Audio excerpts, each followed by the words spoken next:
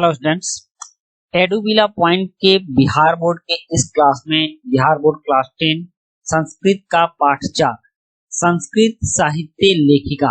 आइए आज हम लोग इसका ऑब्जेक्टिव करने जा रहे हैं, क्योंकि आप जानते हैं कि बिहार बोर्ड में अब 50 नंबर के ऑब्जेक्टिव होते हैं, जो कि अगर आप सही ढंग से तैयारी करें तो 50 में 50 बहुत ही आसानी से ला सकते हैं और इन सबकी जिम्मेदारी हमारी है। चलिए हम आपको वैसे क्वेश्चन अवेलेबल करवाने जा रहे हैं जिसमें कि आपके 50 में 50 बहुत ही आसानी से आ जाएंगे। तो आप हमारे चैनल पर बने रहिए और आज हम करने जा रहे हैं पाठ 4 संस्कृत साहित्य लेखिका के ऑब्जेक्टिव प्रश्नों को। तो पहला प्रश्न है, मैत्रेयी का वर्णन किस उपनिषद में मिलता है? आपने चैप्टर पढ़ा है कि मैत्रेयी जो है इसका वर्णन किस उपनिषद में मिलता है, तो इसका उत्तर है बृहदारण्यकोपनिषद, मतलब बृहदारण्यक उपनिषद में मैत्रेयी का वर्णन मिलता है। ये उसके बाद है वरदाम्बिका परिणय चंपू किसकी रचना है? वरदाम्बिका परिणय चंपू किसकी रचना है? तो ये है तिरुमलाम्बा की रचना है। ये आप सी पर चिन्ह लगाएंगे। और उसके बाद नेक्स्ट है प्रश्न 3 है, आधुनिक संस्कृत लेखिकासु का प्रसिद्धा, मतलब कि आधुनिक संस्कृत लेखिका कौन प्रसिद्ध है आधुनिक भारत में? तो ये है क्षमा राव। कौन प्रसिद्ध है? क्षमा राव। तो इस तरह से आप सारे ऑब्जेक्टिव्स को करते जाइए और बहुत ही आसान होता है संस्कृत का ऑब्जेक्टिव्स करना, क्योंकि यह हिंदी में भी बहुत सारे प्रश्न इसके होते हैं हिंदी में, और थोड़ी सी समझ अगर आप बना लेते हैं तो आप सारे प्रश्नों के उत्तर लिख सकते हैं। और ये देखिए, ये सारे प्रश्न VVI हैं, क्योंकि ये सभी पिछले प्रश्नों में पूछे गए हैं 2018 के एनुअल में, 2020 के एनुअल में, 2020 का एनुअल, 18 का कंपार्टमेंटल परीक्षा। तो इस तरह से आप इन सभी प्रश्नों को आप वेरी इंपॉर्टेंट समझें और याद रखें, ये आने वाले हैं। चौथा प्रश्न है कि ऋग्वेद में कितनी महिला ऋषिकाओं का वर्णन प्राप्त है? महिला ऋषिकाओं मतलब कि जो महिला ऋषि थी उन महिलाओं की का कितना वर्णन है, संख्या उनकी कितनी है? तो चौथा प्रश्न का उत्तर होगा ए। इसमें 24 ऐसी महिलाओं का वर्णन है जो ऋषि थी। आप उसको याद रखिएगा, एक बार पढ़ लेने के बाद आपको याद हो जाएगा, और अपने दोस्तों को भी शेयर कीजिएगा ताकि वो भी इसका लाभ उठा सके। उसके बाद है पांचवा प्रश्न की शंकर चरित के रचनाकार कौन है? तो शंकर चरित के रचनाकार हैं पंडिता क्षमा राव। पंडिता क्षमा राव का मतलब क्या? पंडित से पंडिता शब्द हुआ है, इसका मतलब कि ये स्त्री हैं। क्षमा राव कौन है? स्त्री हैं, इसीलिए यहाँ पर पंडिता शब्द का उपयोग किया गया है। उसके बाद प्रश्न 6 है कि कंपन राय की रानी कौन थी? कंपन राय की रानी, ये कुछ दक्षिण भारतीय शब्द हैं, इसलिए कुछ थोड़े से अजीब नाम लग सकते हैं, लेकिन आपको इससे मतलब नहीं रखना है, आपको अपने प्रश्नों के उत्तर याद रखने हैं। तो कंपन राय की पत्नी थी गंगा देवी, इसका उत्तर होगा बी, गंगा देवी। नेक्स्ट है अगला प्रश्न, देखिए प्रश्न 7 है कि आधुनिक काल की संस्कृत लेखिकाओं में कौन अतीव प्रसिद्ध है? अतीव मतलब बहुत ज्यादा प्रसिद्ध है। तो आपने अभी पढ़ा भी है कि कौन है अतीव? क्षमा राव। अभी हम लोग इसी के संबंध में पढ़ रहे हैं, तो ज्यादातर उत्तर इसी से संबंधित आएंगे। तो आधुनिक संस्कृत कवित्री में लेखिका में सबसे ज्यादा प्रसिद्ध है क्षमा राव। नेक्स्ट है 8वां प्रश्न, वनमाला भवालकर किस काल की संस्कृत कवित्री हैं? वनमाला भवालकर किस काल की हैं? तो आप जानते हैं कि हर साहित्य में कुछ समय बटे होते हैं, जैसे आधुनिक काल, प्राचीन काल, मध्यकाल, वर्तमान काल। तो ये किस काल की हैं? तो ये हैं, इसका उत्तर होगा डी, ये वर्तमान काल की हैं, मतलब कि आधुनिक समय में है वनमाला भवालकर। और उसके बाद है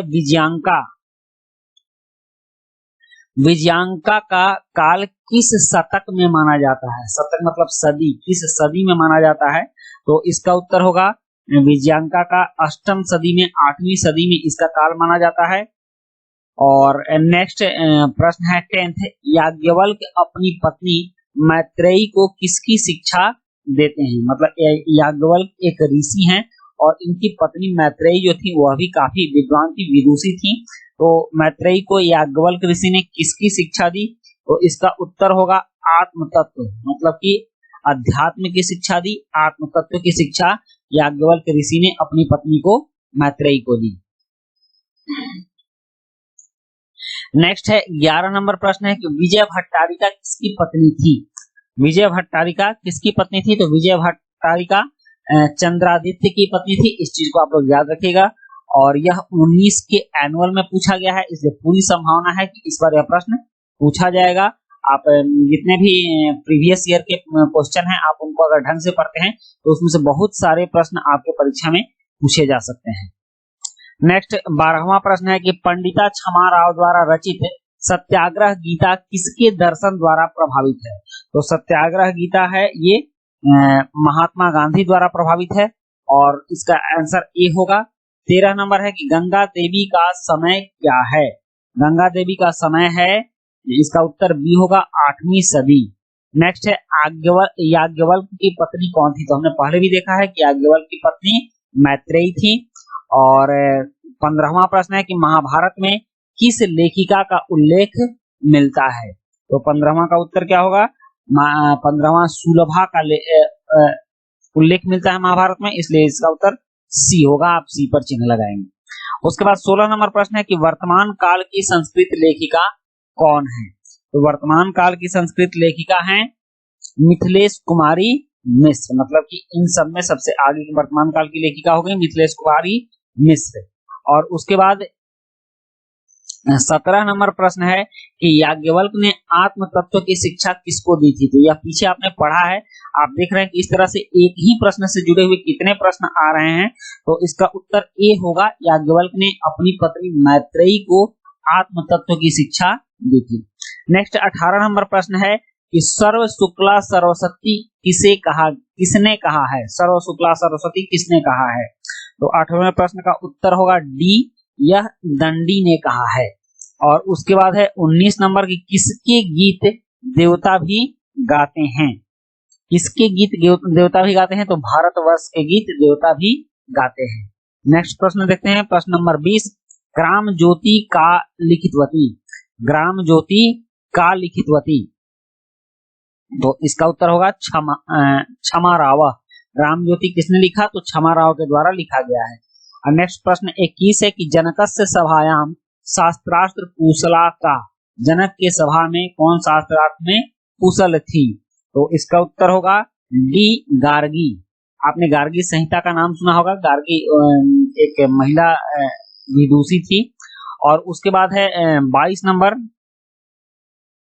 कि जनक के सभा में शास्त्रार्थ में कुशला कौन थी। नेक्स्ट देखिए, इसी को यहाँ संस्कृत में पूछ दिया और फिर इसी प्रश्न को यहाँ 2020 के एनुअल में पूछा था हिंदी में। तो आप इसका उत्तर लगा सकते हैं। इसका उत्तर क्या होगा, गार्गी आपने पढ़ा है संस्कृत में, तो यह हिंदी में भी गार्गी ही होगा। और 23वां प्रश्न है कि अथर्ववेद में मंत्रदर्शिका कितनी ऋषिकाएं हैं। अथर्ववेद में मंत्रदर्शिका कितनी ऋषिकाएं हैं। तो इसका उत्तर होगा डी, 5। और उसके बाद है 24 नंबर, लौकिक संस्कृत साहित्य में 40 कवयित्रियों के कितने पद्य स्फुट रूप में उपलब्ध हैं। तो ये है 50। और यह भी काफी इंपॉर्टेंट प्रश्न है क्योंकि यह 2 बार पूछा गया है।